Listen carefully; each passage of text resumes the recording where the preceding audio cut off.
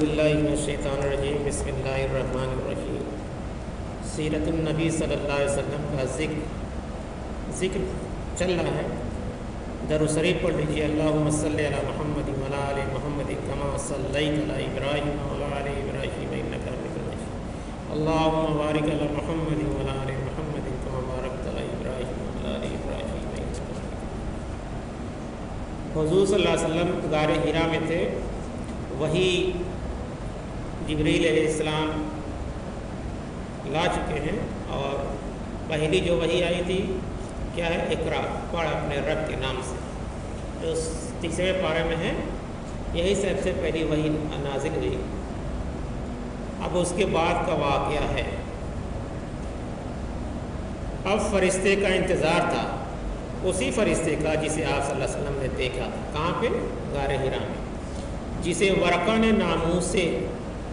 ناموس سے موسی کہا تھا، اور جس کے آنے پر خدیجہ رضی اللہ نے آپ کو مبارکباد دی تھی۔ انتظار کر رہے تھے، کرتے رہے، لیکن جبریل علیہ السلام نہ آئے، آپ صلی اللہ علیہ وسلم پر کوئی وحی نہ آئی۔ کچھ دنوں تک ایک وحی آنے کے بعد کچھ دنوں تک وحی نہیں آئی، تو آپ پریشان ہو گئے، دل میں ایک صرف طوفان اٹھا۔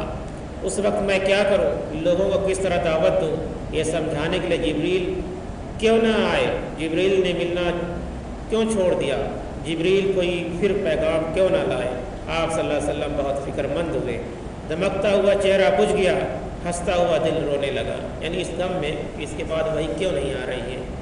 بی بی خدیجہ رضی اللہ عنہا کا بھی یہی حال تھا، وہ بھی آپ صلی اللہ علیہ وسلم کی طرح بہت فکر مند ہوئی، رات اور دن غم میں گھلنے لگے، لیکن ضبط سے کام لیا، دل کا غم چہرے پر نہ آنے دیا، جہاں تک ہو سکا تسلی دی، جس طرح ہو سکا آپ صلی اللہ علیہ وسلم کا دل بہلایا۔ آپ صلی اللہ علیہ وسلم پھر غار حرا میں جانے لگے، دن رات وہیں رہتے، عبادت کرتے اور اپنے رب سے کہتے، اے میرے رب، تو نے مجھے نبی بنایا تھا، پھر یہ کیا ہو گیا، تو نے مجھے کیوں چھوڑ دیا۔ غم سے سینہ جل رہا تھا، ایک آگ تھی جو سلگ رہی تھی، ایک شعلہ تھا جو دہک رہا تھا۔ کبھی بے خود ہو کر آپ صلی اللہ علیہ وسلم کھاٹیوں میں پھرنے لگتے، کبھی پہاڑی کی چوٹی پر چڑھ جاتے اور چاہتے کہ کود کر جان دیتے۔ اتنے میں جبریل علیہ السلام آ جاتے، آپ صلی اللہ علیہ وسلم کو اطمینان دلاتے، محمد صلی اللہ علیہ وسلم آپ سچ مچ اللہ کے نبی ہیں۔ اس سے آپ صلی اللہ علیہ وسلم کو سکون ہو جاتا، آپ صلی اللہ علیہ وسلم واپس چلے جاتے۔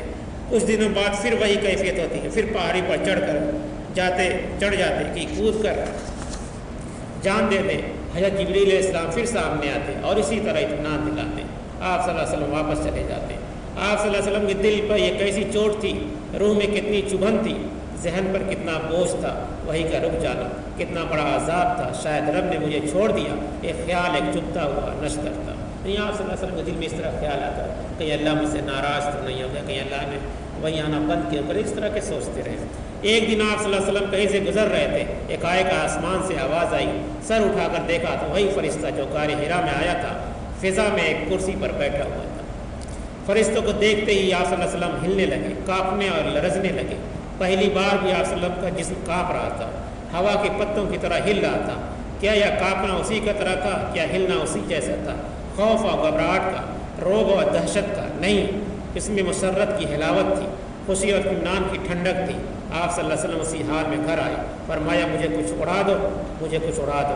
آپ صلی اللہ علیہ وسلم پر ایک چادر ڈال دی گئی، اتنے میں وہی فرشتہ وہی لے کر آ گیا۔ کون سی دوسری وحی آتی ہے؟ سورہ مدثر کی آیت نمبر 1 سے 5 تک۔ یا ایھا المدثر قم فانذر وربک فکبر وثیابک فطہر ورجز فہجر۔ اے کپڑے میں لپٹنے والے، اٹھو، لوگوں کو ڈراؤ، اپنے رب کی بڑائی بیان کرو اور اپنا دل پاک رکھو، شرک کی ناپاکی سے الگ رہو۔ اب کلیجے کو ٹھنڈک نصیب ہوگی، کیونکہ اللہ تعالیٰ نے ایک حکم دے دیا۔ کیا دے دیا؟ حکم دے دیا کہ آپ چادر اوڑھ کر سوئے ہوئے تھے، اٹھو، لوگوں کو ڈراؤ، یعنی اعلان کر دو، نبی کا اعلان کر دو کہ میں اس کا رسول ہوں، اور شرک سے لوگوں کو ڈراؤ۔ اب کلیجے کو ٹھنڈک نصیب ہو گئی، ذہن کو سکون مل گیا، طبیعت کو اطمینان ہو گیا، سب اندیشے دور ہو گئے، سارے خطرے جاتے رہی خدیجہ رضی اللہ عنہا تو نہ پوچھو ان کا کیا ہوتا، دل گلاب تھا، چہرہ چمکتا ہوا شہاب، کیونکہ ان کی تمنا پوری ہو گئی، ان کی آرزو بر آئی، وہی کا انتظار تھا، وہی پھر آ گئی۔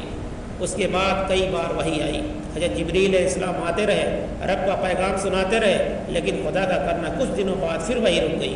دعوت کا سلسلہ شروع ہو چکا تھا، کافروں کی طرف سے مخالفت بھی ہو رہی تھی، مخالفت کے لیے تنکے کا سہارا کافی تھا۔ وحی کا رک جانا تو خیر بہت بڑی بات تھی، انہوں نے اس موقع سے فائدہ اٹھایا، بولے۔ جب پھر کچھ دنوں کے بعد وحی رک گئی تو پھر یہ سب کچھ الٹا سیدھا کہنے لگے کافر، یہ تو خوب نبی ہیں، 2-4 دن آسمان سے بات چیت رہی، جبریل کا آنا جانا رہا، پھر غائب ہے، کلام پیام سب بند ہے، تو بھائی محمد صلی اللہ علیہ وسلم معلوم ہوتا ہے تمہارا رب تم سے روٹھ گیا ہے، اس لیے اتنے دنوں سے منہ نہیں لگایا ہے۔ وحی کا رک جانا تو آپ صلی اللہ علیہ وسلم پر یوں ہی بار ہوتا، پھر کافروں کا تانا طبع نازک پر تیر کا کام کرتا۔ آپ صلی اللہ علیہ وسلم سخت بے چین ہوئے، لیکن زیادہ دن نہیں ہوئے کہ حضرت جبریل پھر وحی لے کر آئے گئے۔ یعنی کافروں نے کہا تو آپ کے خدا نے آپ کو چھوڑ دیا، طرح طرح کی باتیں کرنے لگے، تو پھر وحی آتی ہے۔ کیا آتی ہے وحی؟ سورۃ ضحیٰ، والضحیٰ واللیل اذا سجا ما ودعک ربک وما قلی وللآخرۃ خیر لک من الاولی ولسوف یؤتیک ربک فترضی الم یجدک یتیما فآوی ووجدک ضالا فہدی ووجدک عائلا فاغنی فاما الیتیم فلا تقہر واما السائل فلا تنہر واما بنعمت ربک فحدث۔ یہ 30ویں پارہ کی سورت ہے۔ گواہ ہے سورج کی روشنی اور رات کی تاریکی جب وہ چھا جائے، آپ کے رب نے آپ کو چھوڑا ہے نہ، آپ سے ناخوش ہے، اور آپ کے لیے انجام ابتدا سے بہتر ہی ہے، جلدی آپ کا رب آپ کو دے گا اور آپ خوش ہو جائیں گے۔ کیا ایسا نہیں کہ اس نے آپ کو یتیم پایا تو ٹھکانے دے دیا، خبر پایا تو سیدھی راہ سجائی، اور محتاج پایا تو مالدار کر دیا؟ تو آپ کسی یتیم کے ساتھ سختی نہ کریں، نہ کسی سائل کو جھڑکیں، اور اپنے رب کی اس نعمت کا چرچا کرتے رہیں۔ یہ سورۃ ضحیٰ کی جو ہے ترجمہ ہے، یعنی اللہ تعالیٰ نے صاف اعلان کر دیا، نہیں آپ کا رب آپ سے روٹھا نہیں ہے، یہ جو کافر کہتے ہیں یہ جھوٹے ہیں۔ کیا ہیں؟ جھوٹے ہیں۔ اللہ خدا آپ صلی اللہ علیہ وسلم سے ناراض نہیں ہوا، ناخوش ہو کر چھوڑ نہیں دیا، بلکہ رحمتوں سے ڈھانپ لیا ہے، نعمتوں سے نہال کر دیا۔ اب وہی برابر آنے لگی۔ آپ صلی اللہ علیہ وسلم کے پاس حضرت جبریل علیہ السلام آتے، آپ صلی اللہ علیہ وسلم کو اللہ کی آیتیں سناتے اور بتاتے کیا کریں، کس طرح کریں۔ حضرت جبریل علیہ السلام نے بتایا کس طرح وضو کریں، کس طرح نماز پڑھیں۔ ایک دن آپ صلی اللہ علیہ وسلم مکہ کے بالائی علاقے میں تھے، حضرت جبریل علیہ السلام آئے، آپ صلی اللہ علیہ وسلم کے سامنے وضو کیا اور بتایا جب نماز پڑھنی ہے تو اس طرح پاک ہو۔ آپ صلی اللہ علیہ وسلم نے بھی اسی طرح وضو کیا۔ پھر حضرت جبریل علیہ السلام کھڑے ہوئے اور آپ صلی اللہ علیہ وسلم کو نماز پڑھ کر دکھائی۔ آپ صلی اللہ علیہ وسلم نے بھی انہی کی طرح نماز پڑھی۔ اس کے بعد حضرت جبریل علیہ السلام چلے گئے۔ سب کچھ اللہ نے آپ کو سکھا دیا۔ آپ صلی اللہ علیہ وسلم خدیجہ رضی اللہ عنہا کے پاس آئے، ان کے سامنے وضو کیا، پھر فرمایا نماز پڑھنے کے لیے پاک ہونے کا یہی طریقہ ہے۔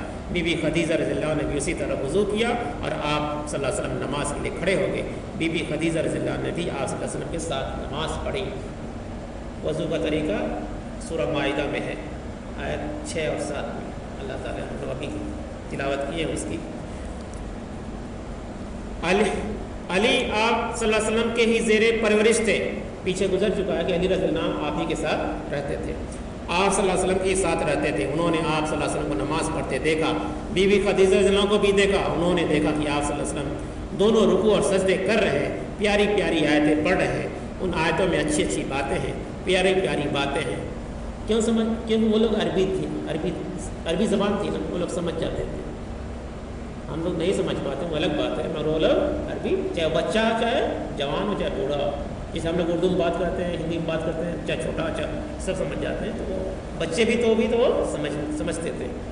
علی تعجب سے سب دیکھتے رہے، ان کو پیارے نبی صلی اللہ علیہ وسلم سے بہت محبت تھی، آپ صلی اللہ علیہ وسلم کا ہر ادا محبوب تھی، آپ صلی اللہ علیہ وسلم کی ہر بات انہیں جانا دل سے عزیز تھی، وہ آپ صلی اللہ علیہ وسلم کو دیکھ کر ہر کام کرتے، آپ صلی اللہ علیہ وسلم جو کہتے تھے تکلف مان لیتے۔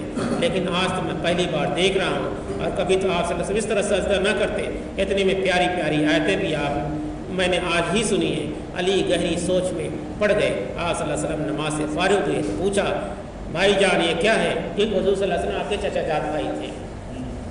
بھائی جان یہ کیا ہے؟ حضور صلی اللہ علیہ وسلم یہ اللہ کا دین ہے، اسی دین پر چلنے کا اللہ نے حکم دیا ہے، اللہ کے جتنے رسول آئے ہیں سب یہی دین لے کر آئے ہیں۔ علی کو بہت تعجب ہوا، انہوں نے پوچھا اچھا یہ رکوع اور سجدے کیسے؟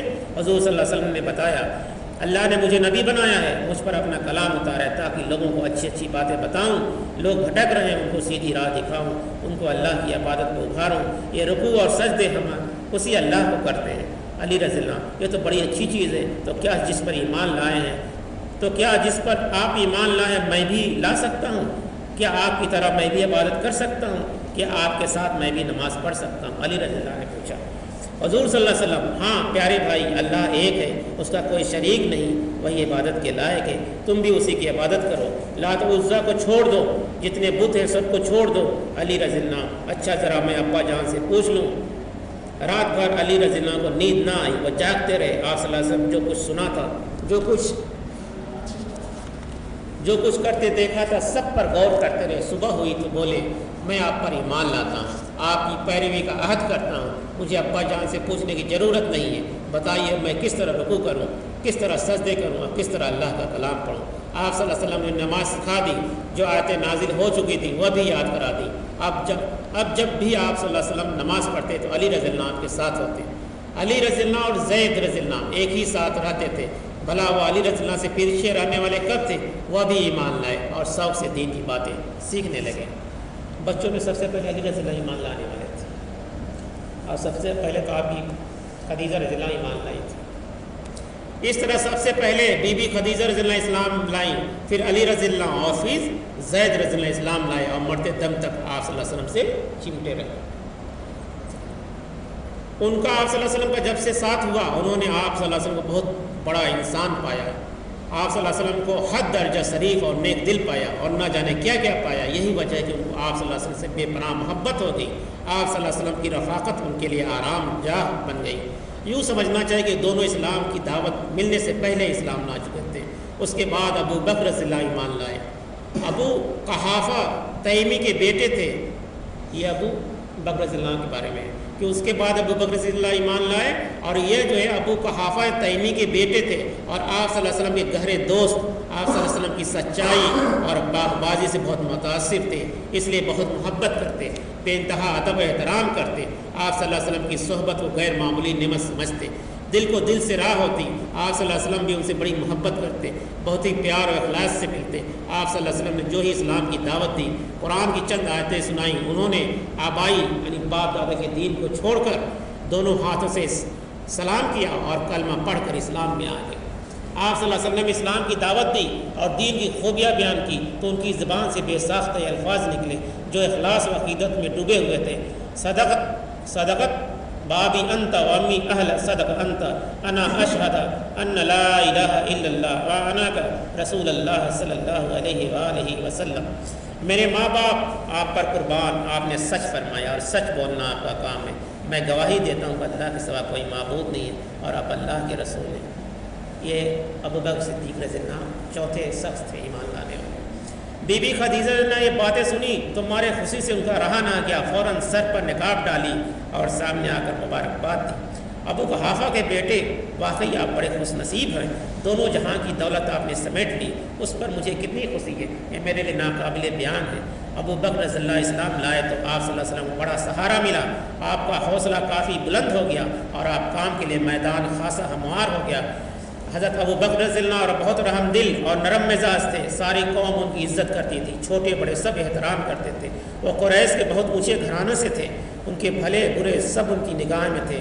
تجارت ان کا پیسہ تھا، تجارت ان کا پیشہ تھا، اس میں بڑی برکت ہوئی، اللہ نے خوب دولت دی، دولت کے ساتھ دل بھی دیا، مال آتا رہا، دل کھول کر خرچ کرتے رہے، سوجھ بوجھ اور دانائی بلا کی تھی، مشکل سے مشکل بات چٹکی بجاتے حل کر دیتے، ہر معاملے میں لوگ ان سے مشورہ کرتے، یوں بھی ان کے پاس آ کر بیٹھا کرتے تھے۔ ان میں کچھ ایسی باتیں تھیں جو دلوں کو موہ لیتی، اور اب ابو بکر رضی اللہ بھی اسلام پھیلانے لگے۔ جو لوگ ان کی سوجھ بوجھ اور ایمان داری سے متاثر تھے ان کو دین کی باتیں بتاتے اور اسلام لانے کی دعوت دیتے۔ بہتوں نے ان کی بات مان لی اور اسلام لے آئے۔ جو لوگ پہلے اسلام لائے وہ ہیں عثمان رضی اللہ بن عفان یعنی تیسرے خلیفہ، زبیر بن عوام رضی اللہ عنہ، عبد الرحمن بن عوف رضی اللہ عنہ، سعد بن وقاص رضی اللہ عنہ اور طلحہ بن عبید اللہ رضی اللہ عنہ۔ یہ سارے لوگ حضرت ابو بکر رضی اللہ عنہ سے متاثر ہو کر ایمان لائے۔ پھر جراح کے بیٹے ابو عبیدہ رضی اللہ عنہ ابو ارقم رضی اللہ عنہ کے بیٹے ارقم اسلام لائے، پھر بہت سے لوگ اسلام لائے، مرد بھی عورتیں بھی، جو عورتیں اسلام لائیں ان میں پیارے نبی صلی اللہ علیہ وسلم اور جو حضرت ابو بکر رضی اللہ عنہ کی بیٹیاں بھی شامل تھیں۔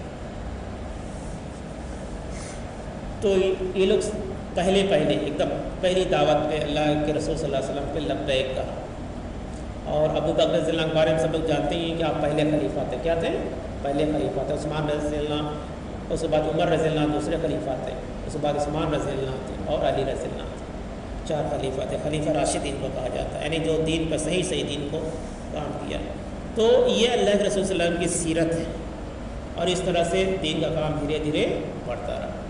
اب ہماری بھی ذمہ داری ہے کہ ہم لوگوں کے اوپر ہم لوگ کی ذمہ داری کہ جن لوگوں تک اسلام نہیں پہنچا ہے، جو لوگ کلمہ لا الہ الا اللہ کے بارے میں نہیں جانتے، حضور صلی اللہ علیہ وسلم کے بارے میں نہیں جانتے، چاہے جیسے بھی ہو، دوست ہوں، پڑوسی ہوں، جیسے بھی ہو، حکمت سے ان کو سمجھانا بجھانا چاہیے۔ اور پہلے تو اپنے گھر میں سمجھانا چاہیے اپنے گھر والوں کو کہ جو دین ہے، سب سے پہلے نماز پڑھنا ہے، وضو کرنا ہے، غسل کا طریقہ ہے، سب باتیں اللہ کے رسول صلی اللہ علیہ وسلم نے بتائی ہے، اس پہ عمل کرنا ہے، جھوٹ نہیں بولنا ہے، امانت داری سے رہنا ہے۔ یہ سب باتیں حضور صلی اللہ علیہ وسلم کے بارے میں آتا ہے کہ آپ امین تھے، صادق تھے۔